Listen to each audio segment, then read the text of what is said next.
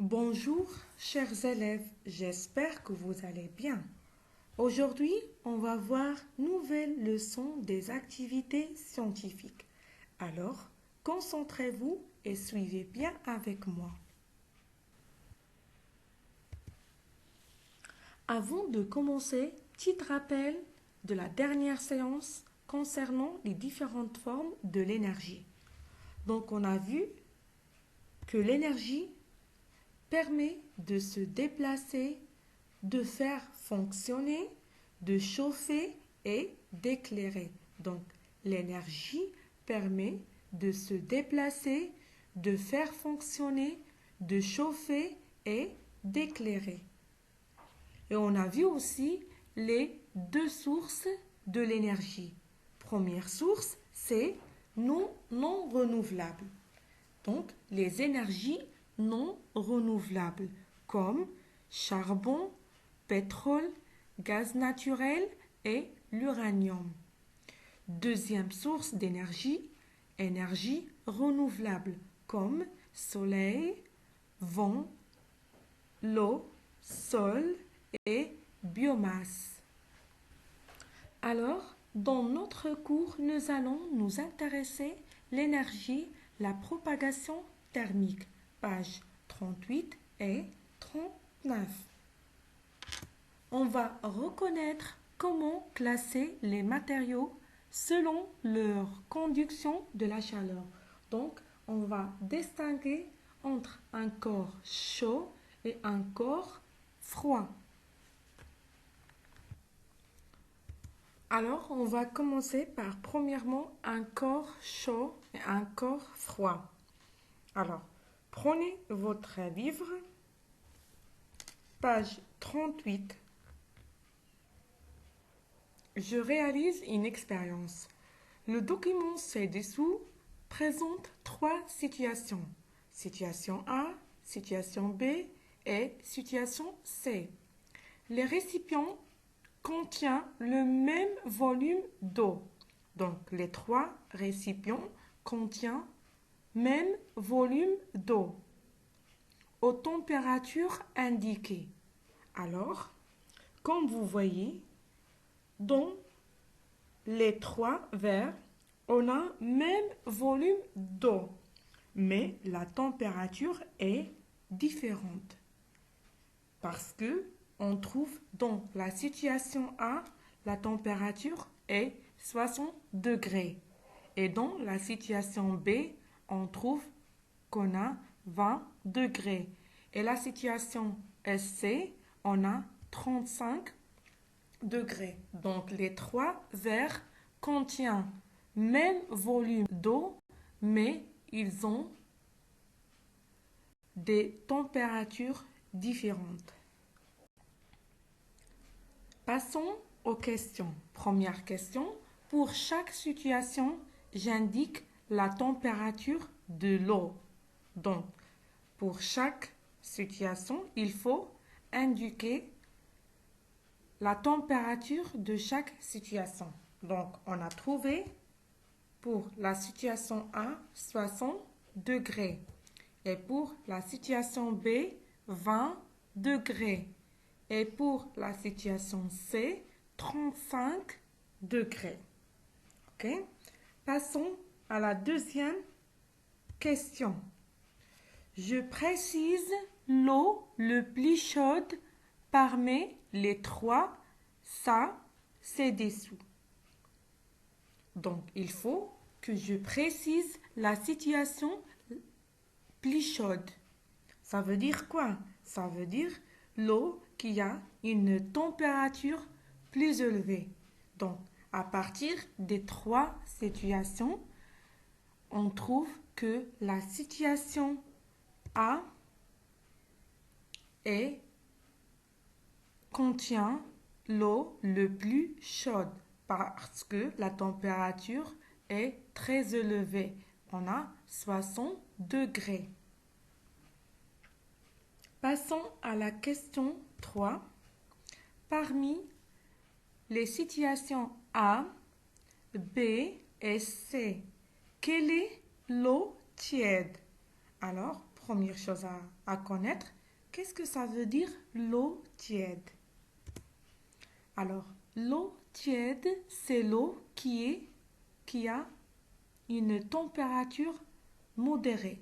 Ça veut dire quoi? Ça veut dire une température entre le chaud et le froid. Donc, l'eau tiède, c'est un eau qui est pas chaud et pas froid. Donc, elle est entre les deux. Alors, à partir des trois situations, l'eau tiède, c'est l'eau de la situation C parce qu'il a 20 degrés. Deuxièmement, conduction thermique. On commence par une petite définition de la conduction thermique. La conduction thermique est un phénomène correspondant à la propagation de la chaleur. Donc, la conduction thermique, c'est un phénomène correspondant à la propagation de la chaleur à travers différents matériaux. Alors, comme vous voyez dans le schéma suivant, la conduction thermique est un transfert de la chaleur. Alors, on était dans le froid. Alors, la conduction thermique, ça veut dire quoi? Alors, ça veut dire qu'on reçoit de la chaleur. Donc, une matière froide reçoit de la chaleur. OK? Donc, la conduction thermique, c'est un transfert de chaleur. Alors, prenez votre livre, page 38. Je réalise une expérience. Utilisez dans l'expérience les éléments suivants. Une plaque électrique chauffante et 4 plaques de différents matériaux. Premier, verre. Deuxième, fer. Troisième, aluminium. Et quatrième, en bois. Alors, on va placer chaque matière au chauffant à une température entre 25 et 35. Et on va attendre quelques minutes. Donc, on va voir, à partir de cette expérience, on va voir les bons et les mauvais conducteurs de la chaleur. Ça veut dire quoi? Les bons conducteurs de la chaleur sont eux qui ressentent plus vite la chaleur. Et les mauvaises, c'est le contraire. Ça veut dire ce sont les matériaux qui ne ressentent pas plus vite la chaleur. OK? Donc, le but de l'expérience, c'est de savoir quels sont les matériaux qui sont bons conducteurs et les matériaux qui sont mauvais conducteurs thermiques.